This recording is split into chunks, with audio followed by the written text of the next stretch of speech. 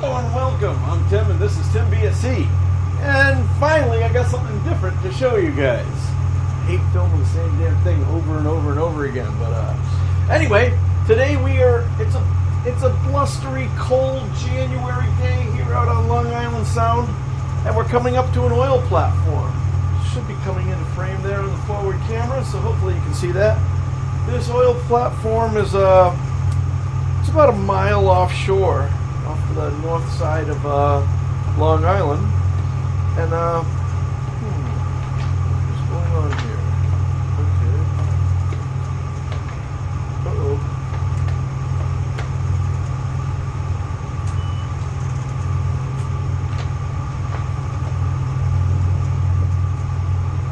Okay. Hey, Dalton, you down there in the lower house? Hey, check the steering and make sure it's on NFU on this in the middle thing, and make sure the autopilot's on standby. Yeah, should be good now. All right, good, thank you. Woo, that was close.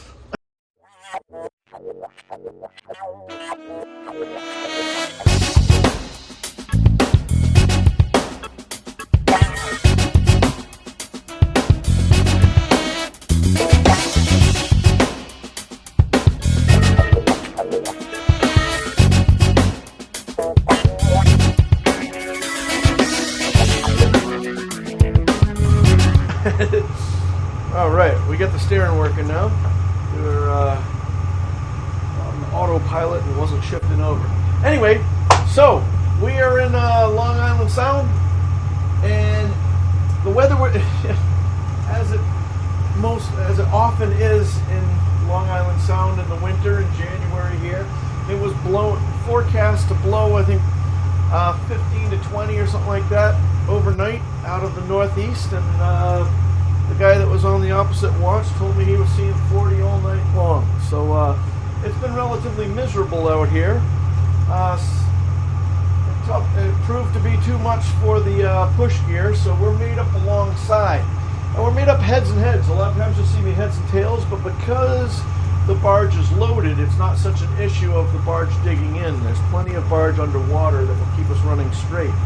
So right now, we are made up heads and heads, and we're made alongside. And the reason why is that with the soft lines, the boat can flex, and it can flex, and while it's flexing, it won't be parting off lines and stuff like that. So, fortunately for us out here, the wind, like I say, the wind was supposed to, just up until I got closer here to the beach, to the shore, it was blowing a good 20, 25, 30 almost all morning, and now it's slowly getting down to about 15 to 20. So it's getting better all the time, but it's still pretty nasty. So you can see, I don't know what the temperature of freezing salt water is in Celsius, but it's 27 degrees in Fahrenheit. And it's much colder than 27. So you can see out on the barge where all the spray and everything's iced up. The tankerman wanted to come out and put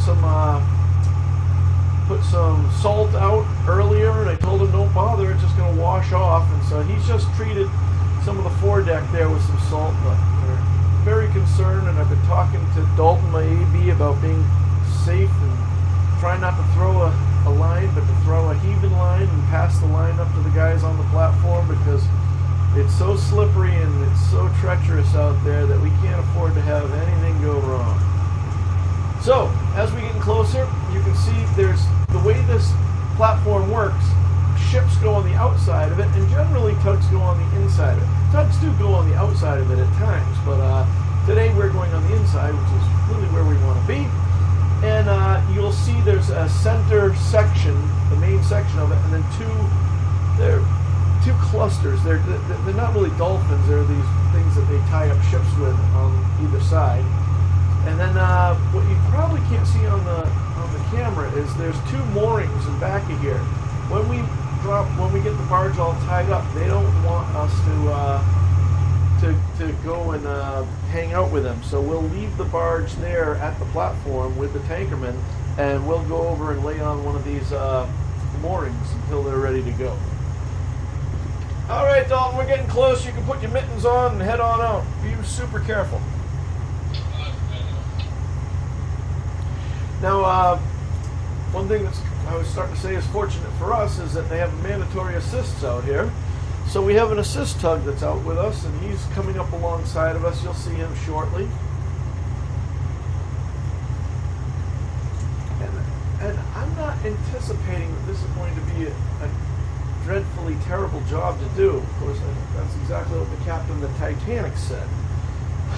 So who knows what's going to happen? But I'm thinking this isn't so bad, and having an assist tug here should make it all that much easier, which is good because I don't want to have to do any cowboy stuff. I want to be able to go in there nice and slow, get it up to the dock nice and easy, have the assist tug hold us there, and then like I said, I really want my guys to not throw lines over, but throw heaving lines over. That takes a long time, and the heaving line will pull the line over because I want to minimize their time and their twisting of their body and that sort of stuff outside of the spill rail. I want them inside where it's safer, so if they did fall down, the spill rail would keep them from going in the drink. So these are all just things that all of us think about when it's just a few, when the temperatures are in the single digits and it's bad. So, all right, sync up my engines. I'm going to start slowing down now. I'm going 5 knots, and the tide should be coming at me. So all these things should help me out. So it should slow down relatively quickly, as my mom would say.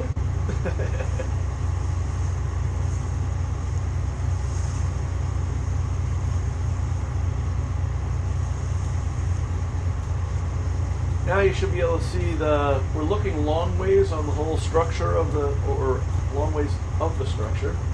So the first thing you might see is that cluster that I was talking about, and then the whole platform, and then there'll be another identical structure as this on the other side of it as well. They have a little boat over there that's one of their boats that bring the men out there from the shore. That's a boat that's cruising around out there. Radio check. I've got you, Lima Charlie.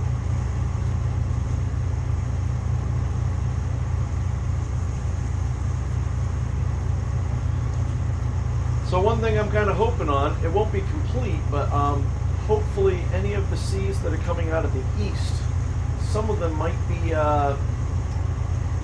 we're hoping that some of them were broken up by the structure of the platform. So that's what I'm kind of counting on.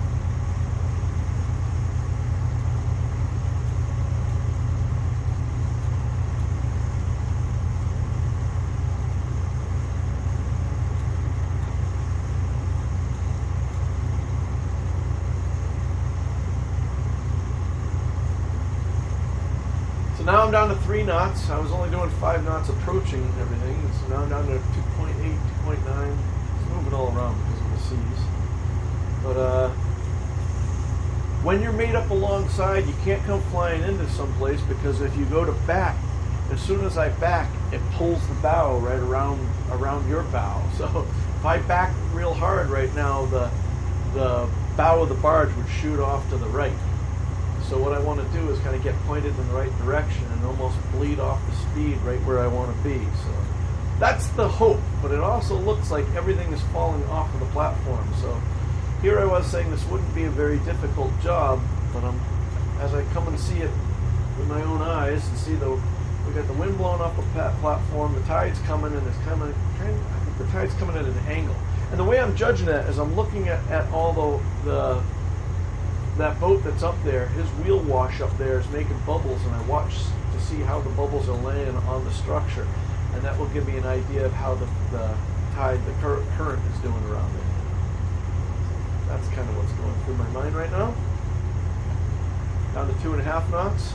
I got 2 in clutch, and I'm just letting it bleed off, making my approach nice and easy. I told them I would be there at 10:30, and it's 10:30 now, so slowing it down, taking it nice and safe isn't going to mess anything up. So that's our goal.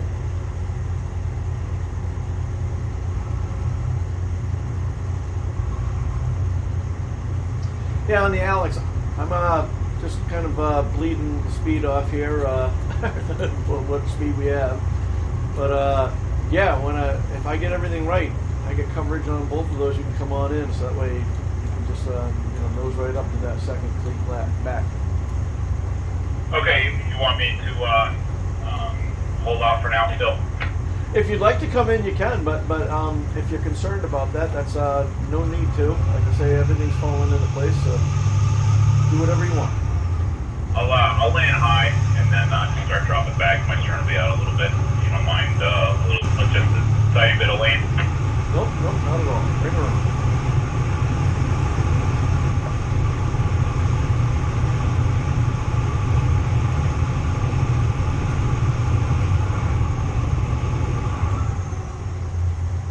Feels like I keep falling off anyway, so a little tiny bit of lean is probably going to end up helping me.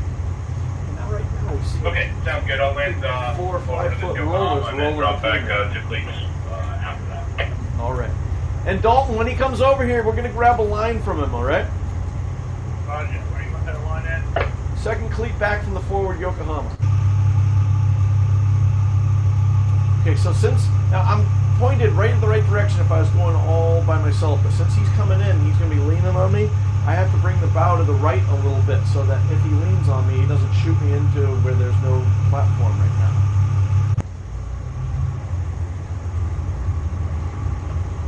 Yeah, it's surprising. It was pretty nice there for a while, and then I see these 4 or 5 foot rollers rolling in every once in a while in between the platform and the caisson. Whatever that thing is. Alright, good. Now I've got the bow in a better situation there, so that if he leans on me, he won't shoot me into the part where there isn't a pad. These guys are good over here anyway, so I shouldn't have any problem with it. Okay, so now I'm doing 1.8. I'm actually going to take it right out of gear, because like I say, I don't want to have to back. I'm going to have to add back anyway, but the less I back, the less I'll get out of shape.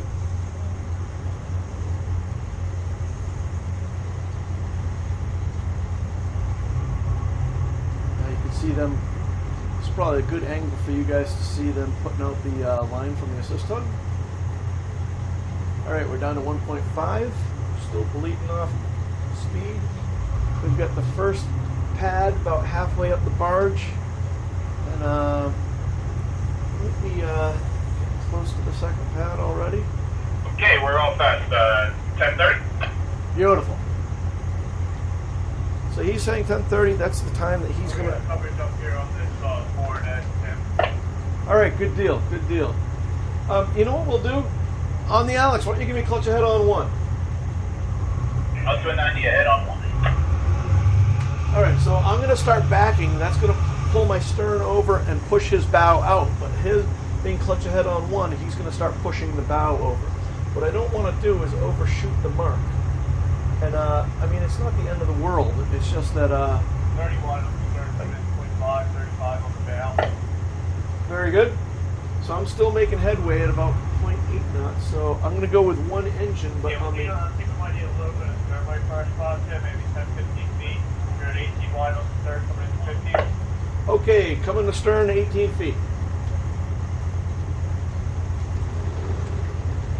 Okay, I'm going to actually start... 12 wide on the stern, coming into 10, 25 on the bow. Okay, I'm going to start lifting my stern up. On the Alex, you just keep doing what you're doing over there. That's fine. So instead Okay, roger that. Yeah, the bow line got hung up on the bow fender, so I'm ahead on 1 now. No problem. So instead of okay, go all stop for a second on the Alex. We got him moving pretty good here. 12. I'll stop. Yeah, stretch your line of stern and stop. Stretch and stop. Now 10 wide on the bow. 6 on the stern. he's moving pretty good, so I want him to check that up. 6 wide all the way down. And you can stop on the Alex. Perfect job. And I'll stop. 5 on the bow, 6 on the stern. I imagine we're right about where you want to be, right, Dalton? No, we got to come ahead a little bit. Okay. All right, I'm coming ahead. Okay, we're still falling back. 4 wide on the bow, slowly coming into 3. We're going to need probably 20, 30 feet ahead for our spot. Oh, okay. And spot a little bit further back. We're on 4 wide on the bow, 8 on the stern. All right, I'm flattening out all the time. So now I'll bring my stern over. Tim, where I'm standing, right there where that man's standing right here at the kickstand. That's where we gotta be at, where I'm at right here. Okay, finest kind. Okay, now we're moving pretty good. So. Here on the down. Just about touching on the stern as well. Can we take up the stern way just a little bit until I get this line up? On the Alex, give me clutch ahead on one. Clutch ahead on one. Now what he's going to do is keep me from falling off, but he's also going to help us. Looks like about 15 more feet. 15 more feet. So I guess I'll just let it slide ahead. Let the Alex kind of push us into position. Give it a little bit more of a bump. Line card up now, being forward straight, just to get secure. I'll make it all as soon as I can. Outstanding. Are we up against on the bow? As soon as they get out there, if they go ahead and make it fast, we might be on spot time me flatten out. That's on the balance, on the stern. All right, give me clutch ahead on two. Alright, you can go ahead and make it fast right there when they can get through with it. Now it's ahead on two.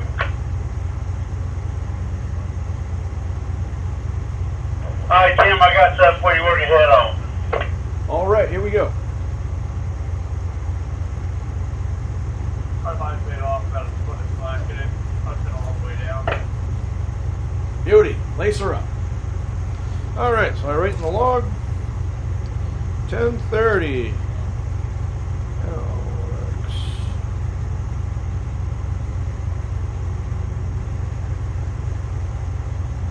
Yeah, you go ahead and work ahead on that one line there, Jim. All right.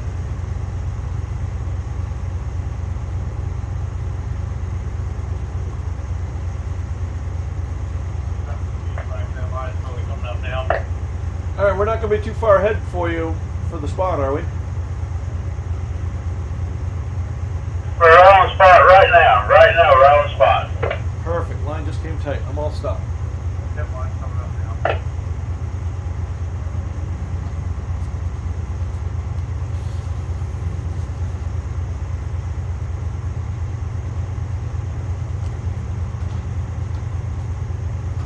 All right. So, nasty weather, cold, ice, nobody's gone overboard, nobody's slipped and twisted an ankle. We've got one line out, held there. This assist tug has to go in 18 minutes. We're going to be all tied up by then, so he's got another job. He's got to take a ship, put a ship into New Haven, so this is working out well.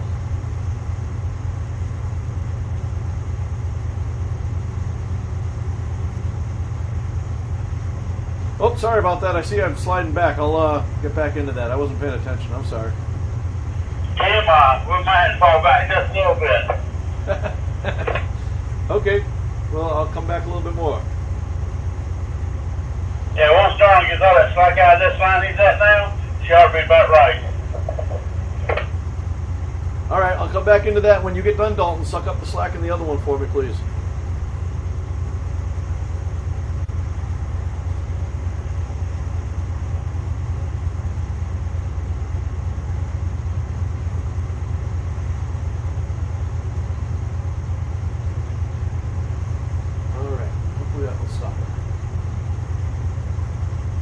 Does that look good for you on the barge?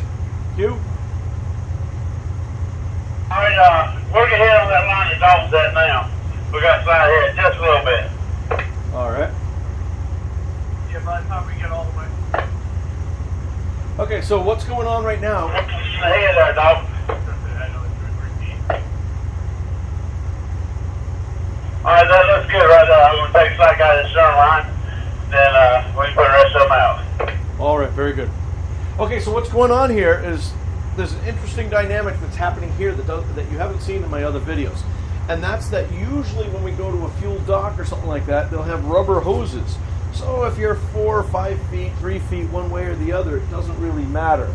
The problem with this, I don't know if you can see this or not, I'll try to pan a camera over, but they use what they call chick stands over here. And it's funny because I've heard some people that have even worked in the industry call them kickstands. It's not kickstands. It's not kickstands like a bicycle. They call them chick stands. Anyway, these are pipes that are like this, and they go down and they connect. So it's a solid metal connection with O-ring seals on the joints. And as the barge goes up or the ship goes up and down, whether it's being discharged or loaded, or in this case, if the seas are moving such and such, the whole thing can move up and down. The problem is they don't have a lot of, they have some, but they don't have a whole lot of leeway going forward and back. So it's imperative that we get exactly on the spot, and that's why there's a little bit of confusion going ahead, going back. And not only that, it's very hard for Dalton right now is tying up these cleats. But when he wraps up the cleats, the lines are frozen and the cleats are frozen, so it's very possible that even though the line comes tight, it's popping off all that ice and it ends up slipping a little bit and that sort of stuff. So these are all things that make it interesting. On the Alex, am I right in thinking you have 18 more minutes? Yep. 11 o'clock is when I gotta go. Roger that. I'm sure these guys will have it done before then. Yeah, it's probably the quickest time I've ever seen here. Well, all right. Thank you. Yeah, you know, a nice hot June day, people usually take their time, but if I were working that deck, I'd be double timing it too. Yeah, no, things are going well here.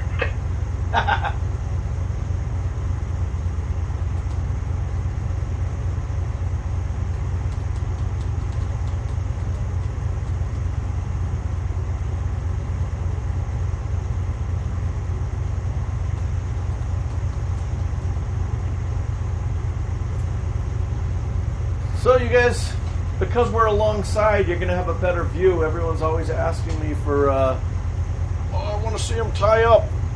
And I told some of you this before, but it bears repeating again.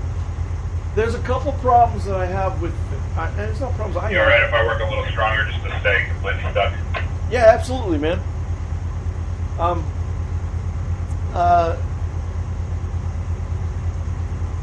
It's tough for me to gain permission to...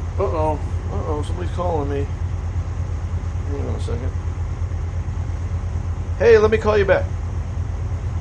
So, it's tough to gain permission to shoot any video on the barge for a couple reasons. The easiest one to understand is that there's some proprietary systems, and then there's a whole security element involved with showing too much of stuff to the general public. But that's really what sounds nice. The real reason, the biggest reason is something called a lack of being intrinsically safe. And this means that although GoPros, which are the cameras that I use, although they're watertight and I can put them in plastic things and all this sort of stuff, if they're not certified as being intrinsically safe, and that means that they can't spark or make an arc that might blow up 2 million gallons of nastiness, we can't have anything like that on the barge unless it has that certification. And you got to figure, even though there's no chance, if it's watertight, there's no sparks going to get through. So anyway, if you were the people at GoPro, you wouldn't spend the money to get that done, because I'm probably one of the only people that would use that. When you think of the hundreds of millions of GoPros out there, very few of them would need to spend the money to take it to an independent lab and have it certified as intrinsically safe. So that's why I can't really show it. But in this case, it's an overhead view. This is what you would see if you were at a dock and or maybe an overpass or on a bridge and looking down at our mooring operations.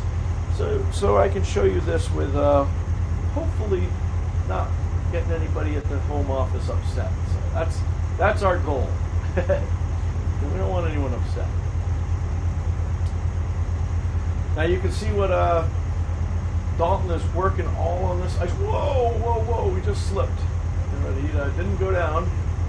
Now he's putting his foot up against the cleat, because I was telling them before that I didn't want them to be on that side of the spill rail, but I guess sometimes you have to do what you have to do. The guys on the platform are pulling a line, and so he has to give them some resistance so that it doesn't fall, the tide doesn't pull it underneath the platform while they heave it up.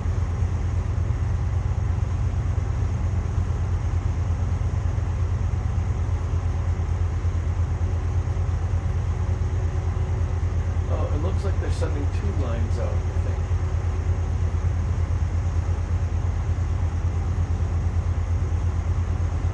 Yeah, 2 lines are going out. And now the guy's having trouble pulling it up. Which I don't understand, because they have winches on there. They usually winch those things up. So I don't really understand why they're not winching it up. But I'm just concerned about my guys that are standing on an icy deck. We don't want anything to happen to them.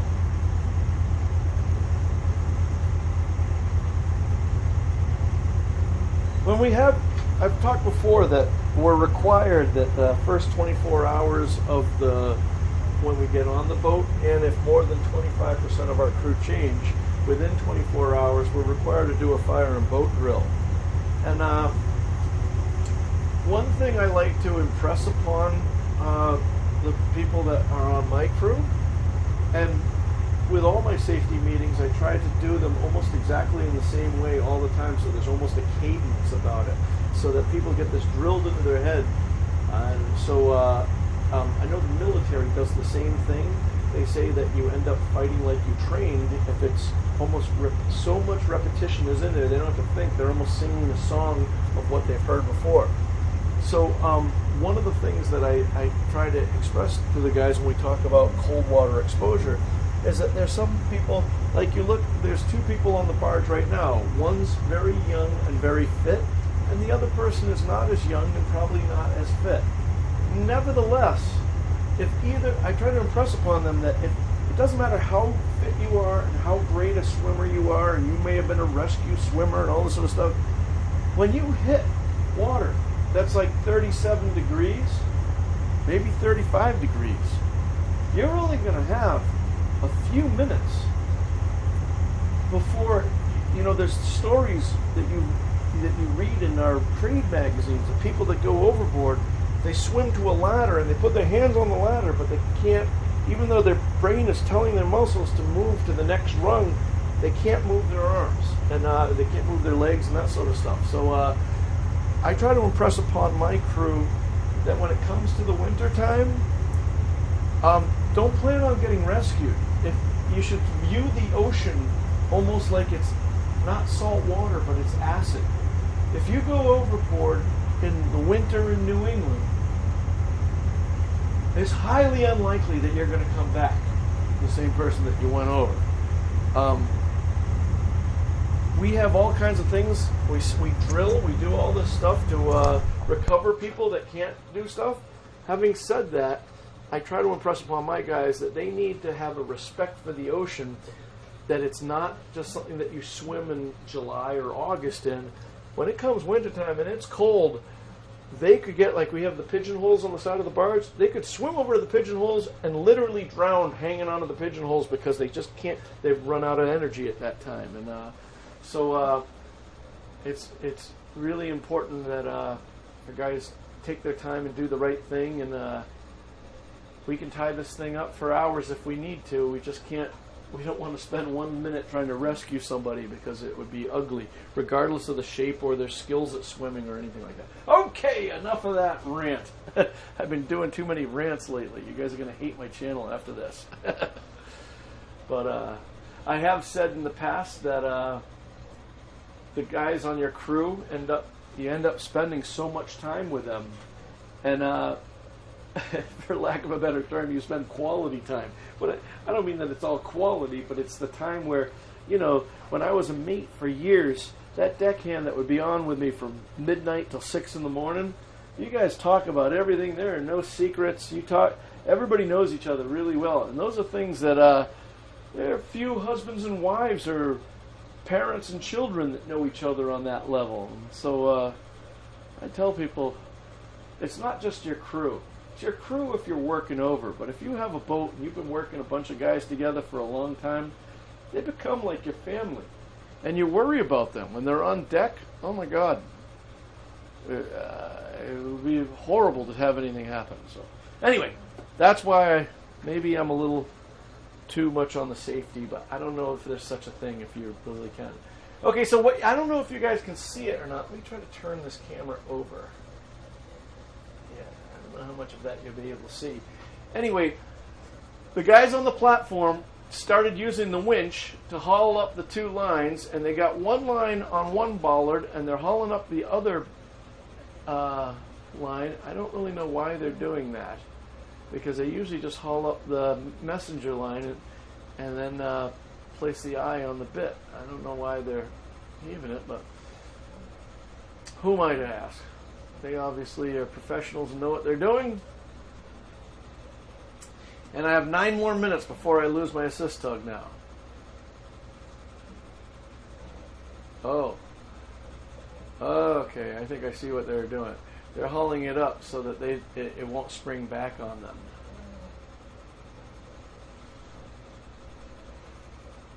But you know what's really weird?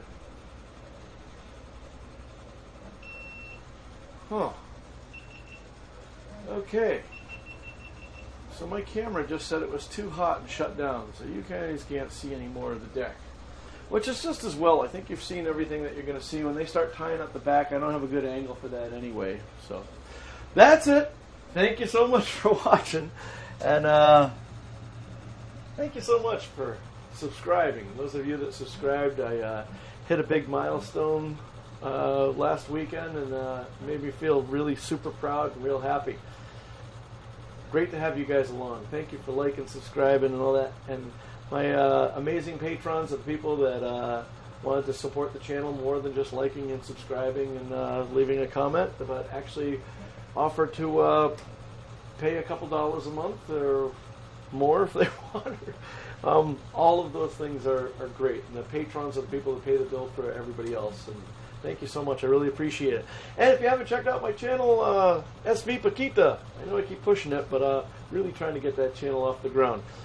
We've just concluded the last of the series of me going 1,500 miles down to Puerto Rico, and hopefully we'll get some good cruising in after that. So, and you'll see some system videos on there too. I want to make a video about an electrical system that I had seen a problem, or what I thought was a problem. I did electrical audit, and we'll talk about that in that video.